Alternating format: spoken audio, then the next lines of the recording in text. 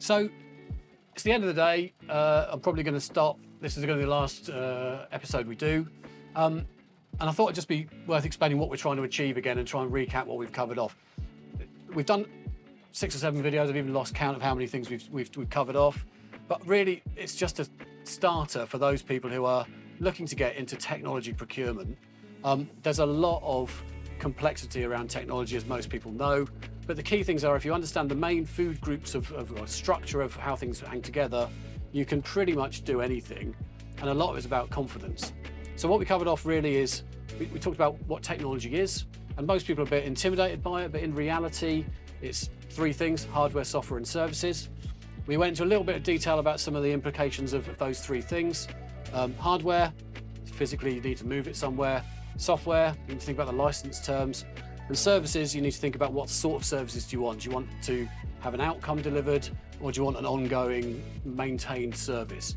And those 3 main sort of topics, hardware, software, and services, is the mainstay of everything we do in technology.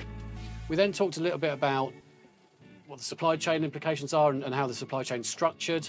And that was really just covering off the basic sort of services by a reseller up to the top end, which is the system integrator level. And there's different flavors of those, the whole spectrum of different services within that context.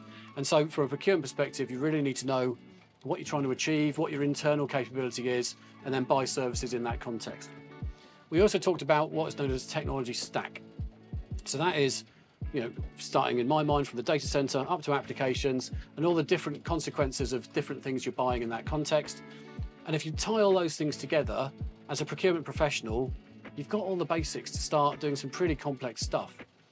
In subsequent videos, which I'm probably not going to do today, but I will end up doing another day, another excuse to get on the boat, we'll cover off things like what is the cloud, what is technology sustainability, things like FinOps, which is a method by which you measure the financial implications of cloud consumption models, some of the things to do with data privacy and data protection, some of the legal side of things. There's so many different facets of technology buying that you probably need to get your head around. But like I said at the start, if you've got the basics, you can do anything. And any procurement professional who understands a bit about the commercial side of things, armed with the right technology nuances, can do technology procurement. So I'm going to knock it on the head here. We're just trying to maneuver out of a harbour, which we came into because it was getting a bit windy in the Solent. We've seen seals, which is cool, plenty of seagulls, which is cool. And I'm going to try and get myself through this harbour without grounding the boat, which is always a bit awkward. So look forward to making the next series sometime in the future.